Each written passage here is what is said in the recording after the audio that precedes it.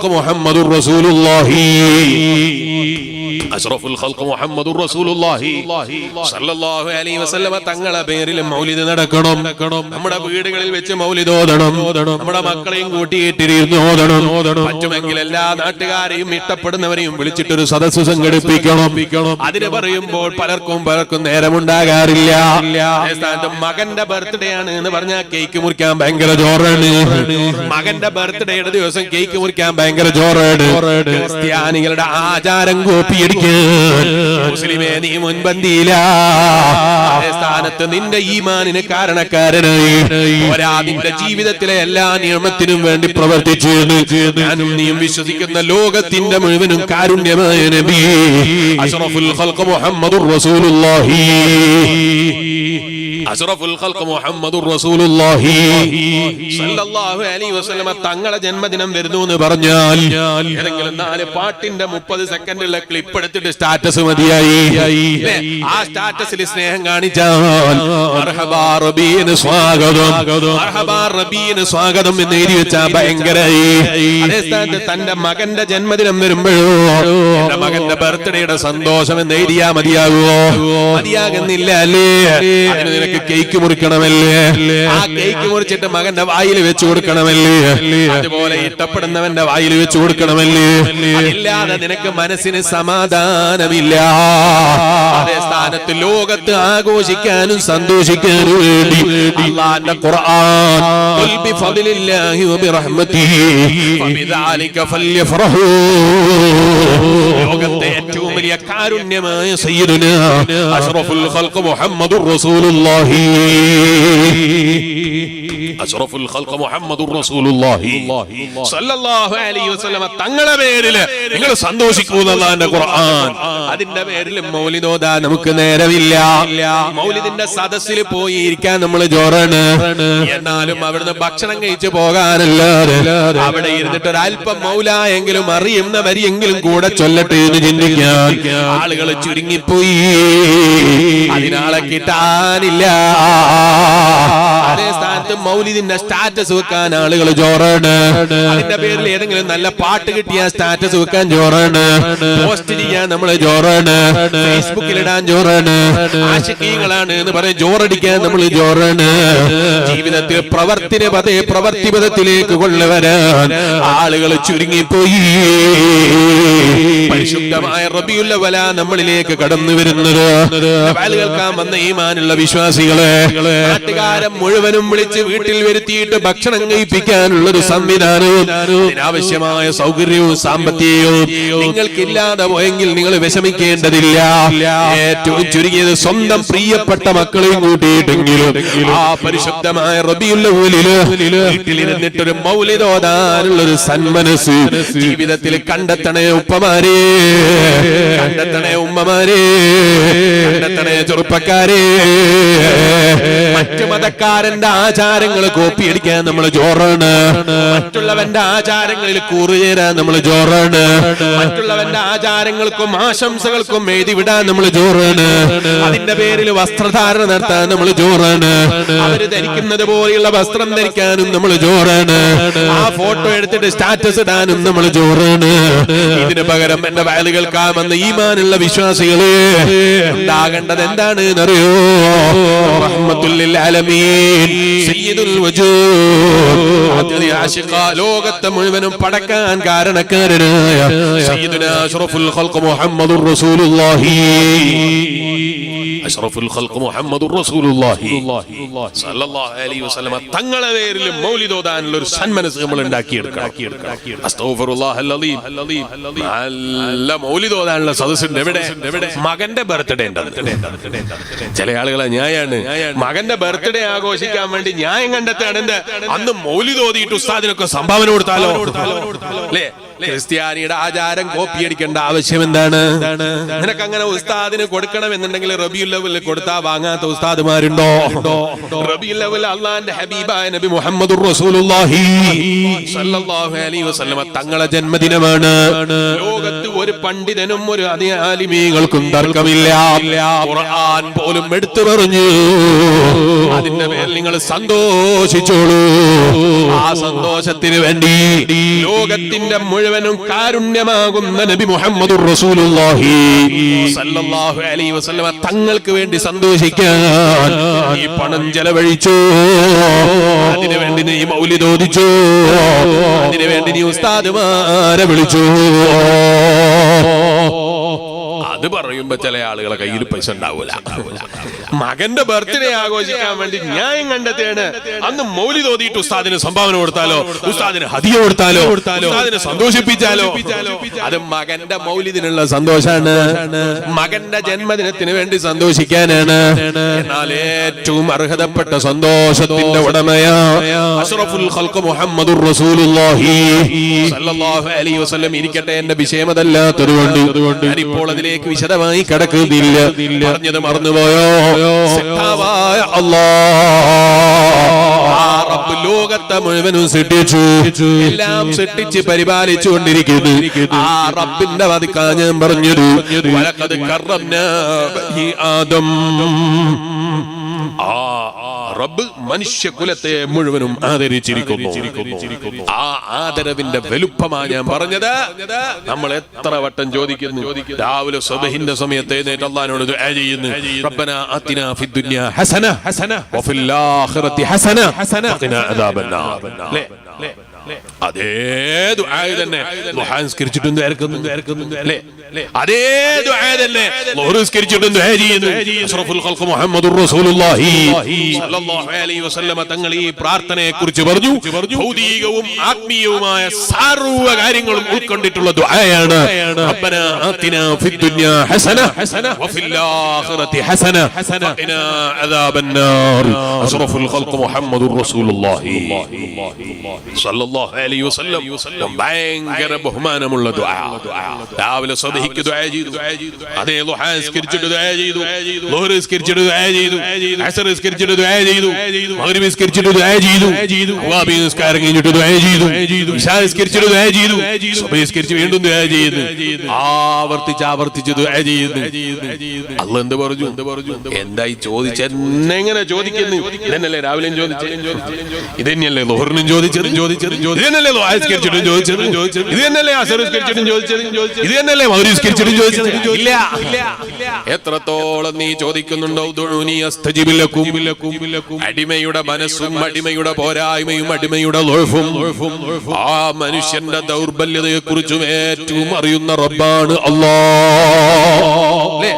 ലോകത്തെ എല്ലാ മനുഷ്യന്റെയും ദൗർബല്യത്തെ കുറിച്ച് അറിയുന്നവനാണ് അല്ലാഹ്. അപ്പൊ മനുഷ്യന് തോന്നുകയാണ് നമ്മക്കെന്ത് ദൗർബല്യ ഉള്ളത് മുസ്ലിയാരെ? മനുഷ്യന് എന്ത് ദൗർബല്യ ഉള്ളത്? മനുഷ്യനെ പോലെ കഴിവുള്ള ജീവി ഉണ്ടോ? നിങ്ങൾ നേരത്തെ ആനനെ കുറിച്ച് പറഞ്ഞില്ലേ, സിംഹത്തെ കുറിച്ച് പറഞ്ഞില്ലേ, നരിയെ കുറിച്ച് പറഞ്ഞില്ലേ, ടൈഗറിനെ കുറിച്ച് പറഞ്ഞില്ലേ, പല ജീവികളെയും കുറിച്ച് നിങ്ങൾ പറഞ്ഞില്ലേ? നബി സല്ലല്ലാഹു അലൈഹി വസല്ലം തങ്ങളെ കാലത്ത് ജീവിച്ച നരികളില്ലേ, അന്നത്തെ കാലത്ത് ജീവിച്ച ആനകളില്ലേ, അന്നത്തെ കാലത്ത് ഇതുപോലെയുള്ള മൃഗങ്ങളില്ലേ? ആ മൃഗങ്ങൾ 1500 കൊല്ലം കഴിഞ്ഞിട്ട് എന്തെങ്കിലും മാറ്റമുണ്ടായോ? എന്തെങ്കിലും മാറ്റത്തെ കുറിച്ച് ചിന്തിച്ചോ? ഇല്ല. അവരെക്കാൾ എത്ര ഉന്നതിയിലാണ് മനുഷ്യൻ, അല്ലേ? അവരെക്കാൾ എത്ര ഉന്നതിയിലാ മനുഷ്യൻ. നിങ്ങൾ കണ്ടില്ലേ, ആനനെ ലോറിയിൽ കയറ്റിയിട്ട് പോയി, അല്ലേ? ഇവിടെ കൊണ്ടുപോയില്ലേ? ആനനെ വലിയ ലോറിയിൽ 10 ടയറുള്ള ലോറിയിൽ കയറ്റിയിട്ട് ആനനെ കൊണ്ടുപോയി. കണ്ടിട്ടില്ലേ കൊണ്ടുപോകുന്നത്? ആ ആനനെ ലോറിയിൽ കയറ്റിയിട്ട് 10 വട്ടം കൊണ്ടുപോയിട്ടു. ആന ചിന്തിച്ചില്ലല്ലോ, ഈ ടയറുള്ള സാധനം മനുഷ്യനാണല്ലോ കണ്ടുപിടിച്ചത്. കാട്ടില് നമ്മക്കും വേണം ഇതുപോലൊരു സാധനം, അല്ലേ? നിങ്ങൾ കണ്ടില്ലേ, JCB കേരളത്തിൽ വന്നപ്പോ ചില ആളുകൾ സമരം ചെയ്തു. പലരുടെയും ജോലി പോയി പോകൂന്ന് പേടിച്ചിട്ട് പലരും സമരത്തിനിറങ്ങി. രാഷ്ട്രീയം ഏതോ ആകട്ടെ, എനിക്ക് രാഷ്ട്രീയമില്ല കേട്ടോ. ഞാൻ രാഷ്ട്രീയത്തെ കുറിച്ച് പറയാനല്ല പറഞ്ഞത്. ചില തൊഴിലാളി സംഘടനകൾ ഭയപ്പെട്ടു, JCB വന്ന പലരുടെയും ജോലി പോകുമല്ലോ, JCB ഓടിക്കുന്നവന് ജോലി കിട്ടുമല്ലോ എന്ന് ചിന്തിച്ചില്ല, ടിപ്പർകാരന് ജോലി കിട്ടുമല്ലോ എന്ന് ചിന്തിച്ചില്ല. ഇരിക്കട്ടെ, ആ JCB വന്നപ്പോൾ ആന ചിന്തിച്ചോ, JCB വന്നപ്പോൾ എന്റെ ജോലി പോയല്ലോ. അതുകൊണ്ട് ആ JCBയെ കാണുമ്പോ ഒരു ചവിട്ട് വെച്ചു കൊടുക്കണം. ഇതിന്റെ പേരിൽ ഏതെങ്കിലും ആന JCBയെ ചവിട്ടിയത് നിങ്ങൾ കണ്ടോ? ഇല്ല. ഇതിന്റെ പേരിൽ എവിടെയെങ്കിലും ആനകൾ സമരം ചെയ്തത് കണ്ടോ? ഇല്ല. ഇതുപോലെ നിങ്ങൾ ഓരോന്നും ആലോചിച്ചോളൂ. 1500 കൊല്ലം കഴിഞ്ഞിട്ട് ഒരാ 10,000 വർഷങ്ങൾ കഴിഞ്ഞിട്ട് ഒരു മാറ്റവുമില്ല. 10 ടയറുള്ള ലോറിയിൽ കയറിയിട്ട് യാത്ര ചെയ്ത ആന ഇന്നുവരെ ഒരു ടയർ പോലും ഉണ്ടാക്കാൻ ചിന്തിച്ചില്ല. നമുക്കും വേണം കാട്ടിലൂടെ യാത്ര ചെയ്യാനുള്ള സൗകര്യം. എന്റെ കൈ കൊണ്ട് ഞാൻ ഇങ്ങനെ പെയ്തെടുക്കേണ്ടതില്ലല്ലോ. ഒരു JCB ഞങ്ങളും കണ്ടുപിടിച്ചാൽ മക്കൾക്കും എല്ലാവർക്കും ഭക്ഷണം എടുത്തു കൊടുക്കാൻ വലിയ സൗകര്യമാണ്. ആരോഗ്യം കൂടുതൽ ചെലവഴിക്കേണ്ടതില്ലല്ലോ എന്ന് ചിന്തിച്ച് ഇതുവരെ ഒരു ആന JCB കണ്ടെടുത്തിട്ടില്ല. ഇതുവരെ അങ്ങനെ ഒരു വാഹനത്തെ കുറിച്ച് ചിന്തിച്ചിട്ടില്ല. ഇതുവരെ അങ്ങനെ ഒരു യന്ത്രത്തെ കുറിച്ച് ആലോചിച്ചിട്ടില്ല. 1500 കൊല്ലം മുമ്പുള്ള ആന ഇന്നും അതേപടിയിൽ ജീവിക്കുന്നു. ഒരു മാറ്റവും പറയാനില്ല. ആനന്റെ അടുക്കൽ നിന്നത് ആ ചെറിയ പാപ്പാൻ, അയാൾ ചെറിയൊരു സാധനം ചവിട്ടിൽ വെച്ചിട്ട് ഇങ്ങനെ പറയാണ്, ഞാൻ അവിടെ വരുന്നുണ്ട്, ഇവിടെ വരുന്നുണ്ട്, എന്റെ കൂടെ വലിയ മൂപ്പരുണ്ട് എന്ന് പറയുന്നത് ആന കാണുന്നുണ്ട്. പക്ഷേ ആ മൊബൈൽ ഫോൺ ഒന്ന് വാങ്ങിയിട്ട് എന്റെ കൈ കൊണ്ടൊന്ന് ചവിട്ടിയാൽ പൊട്ടാനേ സാധനമുള്ളൂ. ഒന്ന് പൊട്ടിച്ചിട്ട് അതിന്റെ ഉള്ളിൽ നോക്കിയിട്ട് എന്താ സാധനം എന്ന് കണ്ടുപിടിച്ചിട്ട് ആനകൾക്കിടയിൽ ഒരു നെറ്റ്വർക്ക് സംവിധാനിക്കണമെന്ന് ചിന്തിക്കുന്ന ഒരു ആനയുണ്ടായില്ല. ഇത് പൊട്ടിക്കേണ്ടതുണ്ടോ? ഇല്ല. പൊട്ടിക്കുകയൊന്നും ചെയ്യാതെ നല്ല വേണ്ട പോലെ ടേപ്പ് അമർത്തി വെച്ച് വേണ്ടതുപോലെ ടൈറ്റാക്കി വെച്ചിരിക്കുന്ന മൊബൈലിന്റെ ഉള്ളിൽ സ്പീക്കറിന്റെ ഉള്ളിലൂടെ കയറാൻ പറ്റുന്ന ഉറുമ്പുകളെ കണ്ടില്ലേ നിങ്ങൾ? ആ ഉറുമ്പതിന്റെ ഉള്ളിൽ കയറിയിട്ടുണ്ട്. അതിന്റെ ഉള്ളിലൊക്കെ പോയി കറങ്ങിയിട്ടുണ്ട്. അവിടെയുള്ള വയറൊക്കെ മുറിച്ചു നോക്കിയിട്ടുണ്ട്. ആ ഉറുമ്പുകൾ ഇന്ന് വരെ ഒരു മൊബൈൽ ഫോൺ കണ്ടുപിടിച്ചിട്ടില്ല. അതിൻ്റെ ഉള്ളിലുള്ള വയർ ഉപയോഗപ്പെടുത്തിയിട്ടില്ല. അതിൻ്റെ ഉള്ളിലുള്ള സംവിധാനങ്ങളെ കുറിച്ച് ചിന്തിച്ചിട്ടില്ല. മനുഷ്യനോ ഇപ്പോഴും ആലോചിച്ചുകൊണ്ടിരിക്കുകയാണ് എന്തിനെ കുറിച്ച്? വികസിപ്പിക്കാൻ എന്താണ് വകുപ്പ്? കൂടുതൽ വികസിപ്പിക്കാൻ എന്താ വകുപ്പ്? കൂടുതൽ വലുതാക്കാൻ എന്താ വകുപ്പ്? മെമ്മറി കാർഡിലാണല്ലോ സർവ്വതും കിടക്കുന്നത്. ഇനി മെമ്മറി കാർഡ് കൊണ്ടുപോയി തലച്ചോറിൽ പിടിപ്പിച്ചാൽ മനുഷ്യനത് റീഡ് ചെയ്യാനുള്ള വല്ല സംവിധാനം ഉണ്ടോ എന്ന് ചിന്തിക്കുകയല്ലേ അമേരിക്കക്കാരിൽ? അതിനെ കുറിച്ച് ആലോചിക്കുകയല്ലേ ശാസ്ത്രം? എന്താ ആലോചിക്കുന്നത്? മെമ്മറി കാർഡ് തലയിലേക്ക് വെച്ചു കൊടുത്താൽ നമ്മളെ ഈ സ്ഥാപനങ്ങളൊന്നും വേണ്ടതില്ല. മെമ്മറി കാർഡിൽ ഖുർആൻ കയറ്റിയിട്ട് അങ്ങ് കയറ്റി കൊടുത്താൽ പിന്നെ പഠിക്കേണ്ടതില്ലല്ലോ, ആലോചിക്കേണ്ടതില്ലല്ലോ, അധ്വാനിക്കേണ്ടതില്ലല്ലോ. ഏറ്റവും വിലപിടിപ്പുള്ള മെമ്മറി ആരെ കയ്യിലാണോ അവന്റെ തലയാണ് ഏറ്റവും വലിയ തല എന്ന് പറയാൻ അമേരിക്കക്കാരൻ ചിന്തിക്കുകയല്ലോ, ആലോചിക്കുകയല്ലോ.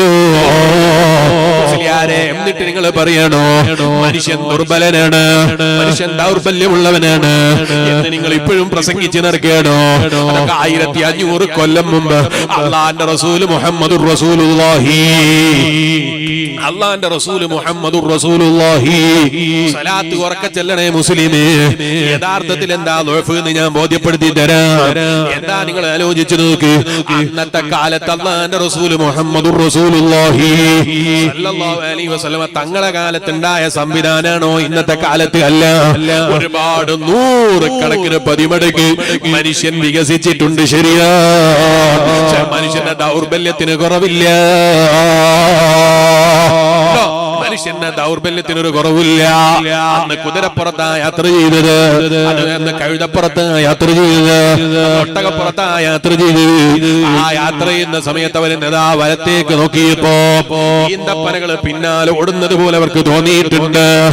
ഇന്നും നീ ട്രെയിനിൽ കയറിയാൽ റോഡിലേക്ക് നോക്കുമ്പോ മരങ്ങളൊക്കെ ഓടുകയാണ്, നീ അവിടെ ഇരിക്കുകയാണ് അല്ലേ? നിന്റെ കണ്ണുകൊണ്ട് നോക്കിയപ്പോ നിനക്ക് അനുഭവപ്പെട്ടിട്ടില്ലേ?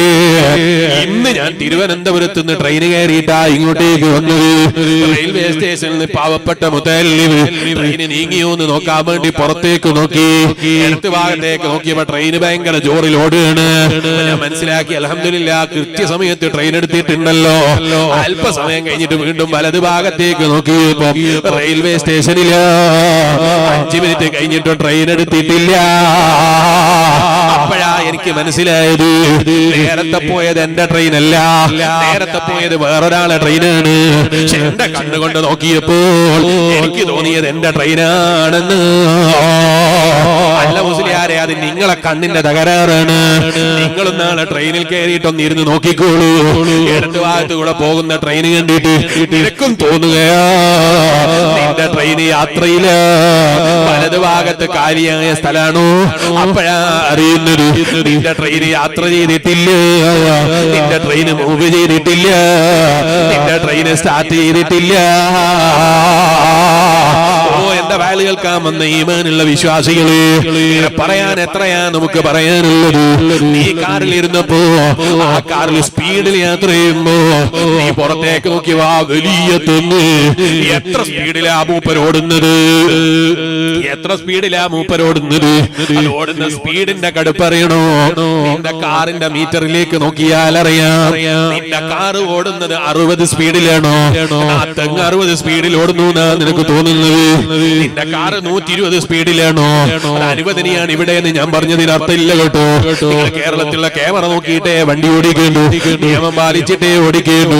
120-ലും 140-ലും 160-ലും ഓടേണ്ട റോഡുകൾ ലോകത്തിന്റെ പല ഭാഗങ്ങളിലുണ്ട്. അവിടുത്തെ കഥയാ ഞാൻ പറഞ്ഞത്. ഇതിന്റെ പേരിൽ ഇന്നലെ പ്രസംഗിച്ച മുസ്ലിയാര് 120 പോയാ മതി എന്ന് പറയുന്നത് കേട്ടിട്ടുണ്ട്. പോയി നോക്കട്ടെ എന്ന് വിചാരിച്ചൊന്ന് യാത്ര ചെയ്തിട്ട് 1500 ഫൈന് വന്നാൽ എന്റെ വീട്ടിലേക്ക് കത്തയച്ചത് കൊണ്ട് കാര്യം ഉണ്ടാകൂല. സ്പീഡ് ആലോചിക്കേണ്ടത് നിങ്ങളാണ്, ഓടിക്കുന്നവനാണ്. ഞാനിത് മനസ്സിലാക്കാൻ വേണ്ടി ഒരു ഉദാഹരണം പറഞ്ഞു എന്നേ ഉള്ളൂ. 120 സ്പീഡിൽ നീ കാർ യാത്ര ചെയ്യുമ്പോ പുറത്തേക്ക് നോക്കിയാൽ ആ വലിയ തെങ്ങ് നിന്നെക്കാൾ 10 ഇരട്ടി വലുപ്പമുള്ള തെങ്ങാകട്ടെ, അല്ലെങ്കിൽ 5 ഇരട്ടി വലുപ്പമുള്ള തെങ്ങാകട്ടെ, എത്ര വലുപ്പമുള്ള തെങ്ങാണെങ്കിലും മൂപ്പര് എത്ര സ്പീഡിലാ ഓടിയത്, മൂപ്പരെ പിന്നെ നോക്കുമ്പോ കാണുന്നില്ല. അപ്പോഴാ മനസ്സിലായത് മൂപ്പരോടിയതിന്റെ പേരിലല്ല, മൂപ്പര് സ്ഥലത്ത് നിന്ന് ഒരടി പോലും മുന്നോട്ട് പോയിട്ടില്ല. ഞാൻ യാത്ര ചെയ്യുമ്പോ മൂപ്പര് ഓടിയത് പോലെ എനിക്ക് തോന്നുകയാണ്, ആ തെങ്ങ് എന്റെ കൂടെ യാത്ര ചെയ്തത് പോലെ എനിക്ക് അനുഭവപ്പെടുകയാണ്. മുസ്ലിമേ, നിന്റെ ദൗർബല്യമാ. 1500 കൊല്ലം കഴിഞ്ഞിട്ട് ഈ മൊബൈൽ ഫോൺ കണ്ടുപിടിച്ചില്ലേ, ഇന്നോവ കണ്ടുപിടിച്ചില്ലേ, ഓടികൾ കണ്ടുപിടിച്ചില്ലേ, BMW കണ്ടുപിടിച്ചില്ലേ, ഇതൊക്കെ കണ്ടുപിടിച്ചിട്ടും നിനക്ക് ആ തെങ്ങിനെ പിടിച്ചു നിർത്താൻ കഴിഞ്ഞു ഇല്ല. ആ ഈത്തപ്പനയൊത്ത് മരത്തെ പിടിച്ചു നിർത്താൻ കഴിഞ്ഞു ഇല്ല. ആ പ്ലാവിനെ പിടിച്ചു നിർത്താൻ നിനക്ക് കഴിഞ്ഞു ഇല്ല. ഏതെങ്കിലും ഒരു മണൽത്തരികളെ പിടിച്ചു നിർത്താൻ നിനക്ക് കഴിഞ്ഞു ഇല്ല. ഓ മനുഷ്യ, മനുഷ്യ നീ ദുർബലനാണ്. 2 ആഴ്ച മുമ്പ് ഞാൻ കാസർഗോഡ് ജില്ലയിൽ വെച്ച് പ്രസംഗിക്കുമ്പോ പറഞ്ഞിരുന്നു. എന്താ പറഞ്ഞത് എന്നറിയുമോ? അബുദാബിയിൽ ഒരു സുഹൃത്തുണ്ട്, തൃശൂർ ജില്ലക്കാരനാണ്. അയാൾ ഒരു ദിവസം എന്നെ പരിചയപ്പെട്ടത് എങ്ങനെയാണ് എന്നറിയോ? അയാൾ ഒരു ദിവസം വിളിച്ചിട്ട് എന്നോട് പറഞ്ഞു, എനിക്ക് നിങ്ങൾ എന്തായാലും കാണണം. ഞാൻ അബുദാബിയിലുണ്ട് എന്ന് അറിഞ്ഞപ്പോ വിളിച്ചതാണ്. അയാളോട് പറഞ്ഞു, ഞാൻ ബാപ്പന്റെ കൂടെയാണ്, എന്നാലും എനിക്കൊന്ന് കണ്ടിട്ട് ഒരു 2 മിനിറ്റ് സംസാരിക്കാൻ അവസരം വേണം. അദ്ദേഹത്തെ കാണാൻ വേണ്ടി സമയം കണ്ടെത്തി. വിളിച്ചിട്ട് ഈ മനുഷ്യൻ എന്നോട് പറയാണ്, ഞാൻ ഒരുപാട് തവണ ഫ്ലൈറ്റിൽ കയറിയ ആളാണ്. മാസത്തിൽ 2 തവണ യാത്ര ചെയ്ത മാസങ്ങളുണ്ട്, മാസത്തിൽ 3 തവണ യാത്ര ചെയ്ത മാസങ്ങളുണ്ട്, മാസത്തിൽ ഒരുപാട് തവണ ഞാൻ ഫ്ലൈറ്റിൽ കയറിയിട്ടുണ്ട്. പക്ഷേ ബാപ്പ മരിച്ചുപോയി. അദ്ദേഹത്തിന്റെ ബാപ്പന്റെ ഖബർ സ്വർഗാക്കി കൊടുക്കട്ടെ. ഈ മനുഷ്യൻ പറയാണ്, കയ്യിൽ യാത്ര ചെയ്യാനുള്ള പൈസ ഉണ്ട് മോനെ, യാത്ര ചെയ്യാൻ ടിക്കറ്റ് എടുക്കാനുള്ള പൈസയുണ്ട് മോനെ, അതുപോലെ പോരാ നാട്ടിലേക്ക് പോകാനുള്ള ലീവും കിട്ടാനുണ്ട്, നാട്ടിലേക്ക് പോകാൻ ധൈര്യം കിട്ടാനില്ല. ഒക്കെ കയ്യിലുണ്ട്, പക്ഷേ കയ്യിൽ ധൈര്യം കിട്ടാനില്ല. ബാക്കിയൊക്കെ കയ്യിലുണ്ട്. ഞാൻ ചോദിച്ചു, എന്തിനാ ധൈര്യം? അപ്പൊ ഇയാൾ പറയാണ്, ഫ്ലൈറ്റ് കയറാൻ ധൈര്യമില്ല, ഫ്ലൈറ്റ് കയറാൻ ധൈര്യമില്ല. ഞാൻ ചോദിച്ചു, ഫ്ലൈറ്റ് കയറാൻ എന്തിനാ ധൈര്യം? ഇയാൾ പറയാണ്, ഫ്ലൈറ്റ് കയറുന്നത് ആലോചിക്കുമ്പോൾ തന്നെ എനിക്ക് പേടിയാണ്. ഞാനിങ്ങനെ ആലോചിക്കുകയാണ്. ഒരു സ്ഥലത്ത് വെച്ച് ഒരാളെ പരിചയപ്പെട്ടു, ഒരു സദസ്സിൽ വെച്ച് സംഭാവന ചോദിച്ചപ്പോഴാണ് പരിചയപ്പെട്ടത് എന്നാണ് ഞാൻ ഓർക്കുന്നത്. ഞാൻ അദ്ദേഹത്തെ വിളിക്കുമ്പോ ഹാജിയാരേത് വിളിച്ചു. അയാൾ സദസ്സിൽ പറഞ്ഞു, ഞാൻ ഹാജിയായിട്ടില്ല മോനെ. ഞാൻ അയാൾക്ക് വേണ്ടി ദുആ ചെയ്തു കൊടുത്തു. അദ്ദേഹത്തിന് നീ ഹജ്ജ് ചെയ്യാനുള്ള തൗഫീക്ക് നൽകണേ അല്ലാഹ്, നീ ഞങ്ങൾക്കും തൗഫീക്ക് നൽകണേ അല്ലാഹ്. എന്താ പോകണ്ടേ? അല്ലാഹു നമുക്കൊക്കെ ഹജ്ജിന് പോകാനുള്ള തൗഫീഖ് നൽകട്ടെ. മഖ്ബൂലും മബ്റൂറുമായ ഹജ്ജും ഉംറയും അർളിയായ സിയാറത്തിനും റബ്ബി എത്രയും പെട്ടെന്ന് അല്ലാഹു വഴി എളുപ്പമാക്കി തരട്ടെ. ദുആ ചെയ്തപ്പോൾ ഇയാൾ പറയാണ് വേണ്ട മോനെ ഹജ്ജിന് പോകണ്ട. ഞാൻ ചോദിച്ചാ ഇയാൾ പറയാണ് ഫ്ലൈറ്റ് കയറുന്നത് ആലോചിക്കാൻ തന്നെ പറ്റൂല. ഫ്ലൈറ്റ് കയറുന്നത് ആലോചിക്കാൻ തന്നെ പറ്റൂല. ഹജ്ജിന് താല്പര്യമില്ലാത്തത് കൊണ്ടല്ല. അല്ലാഹുവിന്റെ ഹബീബായ അഷ്റഫുൽ ഖൽഖ് മുഹമ്മദുർ റസൂലുള്ളാഹി സ്വല്ലല്ലാഹു അലൈഹി വസല്ലം തങ്ങളെ ഹദറത്തിലൊന്ന് എത്തിച്ചേരണമെന്ന ചിന്തയില്ലാത്തത് കൊണ്ടല്ല. മറിച്ചോ ഫ്ലൈറ്റിൽ കയറുന്ന ഭയത്തെക്കുറിച്ച് ആലോചിച്ചപ്പോ മനസ്സ് വരുന്നില്ല. ശരി തന്നെയല്ലേ യഥാർത്ഥത്തിൽ ഇയാൾ പറയുന്നത്? നിങ്ങൾ ആലോചിച്ചു നോക്കി, ഈ സാധനം അങ്ങ് പൊന്തിപ്പോയാൽ ഇത് താഴെ എത്തുന്നത് വരെ എന്ത് ധൈര്യമുള്ളത്? ഇത് താഴെ ഇറങ്ങുന്നത് വരെ എന്ത് ധൈര്യമുള്ളത്? ഇന്ന് എന്നോട് ഫ്ലൈറ്റിൽ നിന്ന് ഒരാൾ പറഞ്ഞു ഫ്ലൈറ്റിനെ പോലെ പേടിയുള്ള ഒരു വാഹനം എനിക്ക് വേറെ ഇല്ല. അതുകൊണ്ട് ഇറങ്ങുന്നത് വരെ എന്നോട് സംസാരിക്കണം, എന്റെ ശ്രദ്ധ തിരിച്ചു കളയണം. ഫ്ലൈറ്റിൽ കയറിയാൽ ഭയമാണ്, പേടിയാണ്. ഇതിന്റെ പേരിൽ ഫ്ലൈറ്റിൽ കയറാത്ത ആളുകളെ കണ്ടില്ലേ നിങ്ങൾ? ഇല്ലാത്തത് കൊണ്ടല്ല, ധൈര്യമില്ലാത്തത് കൊണ്ടല്ല. മനസ്സിന് പേടി തട്ടിപ്പോയപ്പോൾ മനസ്സിനെ മാറ്റി നിർത്താൻ കഴിയുന്നില്ല. അല്ലാഹുവിന്റെ ഖുർആൻ പറഞ്ഞത് എത്ര സത്യമാണ്. ഖുലിഖൽ ഇൻസാനു ദഈഫാ.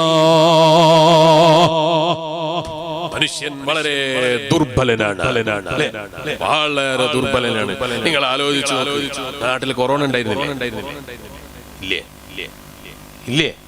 എന്നാ പിന്നെ അസമയത്ത് ഒരു വേദന വിളിച്ചുകൂടായിരുന്നു നിങ്ങൾക്ക്? ഇവിടെ കൊറോണ ഇല്ലായിരുന്നെങ്കിൽ അസമയത്തൊന്ന് വിളിച്ചുകൂടായിരുന്നു നിങ്ങൾക്ക്? കേരളത്തിൽ എവിടെയും പോകാൻ പറ്റാത്തൊരു സാഹചര്യം, ലോകത്തന്നെ എവിടെയും പോകാൻ പറ്റാത്തൊരു സാഹചര്യം ലോകം മുഴുക്കെ നേരിട്ടു. നേരിടണ്ടെന്ന് വിചാരിച്ചിട്ട് എന്തൊക്കെ പണിയെടുത്തു മനുഷ്യൻ. മേപ്പ് വരച്ചു, ഇന്ത്യന്റെ മേപ്പ് പോലും ഇതുവരെ ഇത്ര ആത്മാർത്ഥമായിട്ട് ചിലപ്പം വരച്ചിട്ടുണ്ടാവില്ല. അതിനെക്കാളും ചോറിൽ കൈ കൊണ്ട് എത്ര അധ്വാനിച്ചിട്ടാണ് ഓരോ രേഖകളും, അതെ ഇതുവരെ യാത്ര ചെയ്ത ഓരോ മേഖലകളും അടയാളപ്പെടുത്തിയിട്ട് ജീവിതത്തിൽ ഇന്ന് വരെ അങ്ങനെ ഒരു മേപ്പ് അയാളെ ജീവിതത്തിൽ മുന്നേ വരച്ചിട്ടില്ല, ഇനി ജീവിതത്തിൽ കാലത്ത് വരക്കുമെന്ന് എനിക്ക് തോന്നുന്നു. പ്രധാനമന്ത്രി യാത്ര ചെയ്ത ഒരു മേപ്പ് പോലും ഇതുവരെ അത്ര കൃത്യമായി വരച്ചിട്ടുണ്ടാവില്ല. എത്ര കൃത്യമായിട്ട് വരച്ചു. എന്നിട്ട് മൂപ്പർക്ക് എന്തെങ്കിലും കുറവുണ്ടായോ? ഈ കൊറോണ എന്ന് പറയുന്ന സാധനം മൂപ്പരെ എത്തിപ്പിടിക്കാൻ എന്തെങ്കിലും ഒരു കുറവുണ്ടായോ? എവിടെ മൂപ്പരെവിടെ? അല്ലാഹു അല്ലേ? എന്തൊക്കെ മറുപടി പറയാനുണ്ടോ മനുഷ്യന്? എവിടെ ഈ കൊറോണ? കിട്ടിയിരുന്നെങ്കിൽ 4 ചവിട്ട് വെച്ച് കൊടുക്കായിരുന്നു. ഇന്ന് വരെ സാധനം കണ്ടോ? കണ്ണുകൊണ്ട് കാണാൻ മനുഷ്യന് കഴിഞ്ഞില്ല. ആ മനുഷ്യനെ കീഴ്പ്പെടുത്താൻ കാണാൻ കണ്ണുകൊണ്ട് കഴിയുന്നത് വേണമെന്നില്ല. അലം തറ കൈഫ ഫഅല റബ്ബുക ബി അസ്ഹാബിൽ ഫീൽ അലം യജ്അൽ കൈദഹും ഫീ തളലീൽ വഅർസല അലൈഹിം ത്വയ്റൻ അബാബീൽ.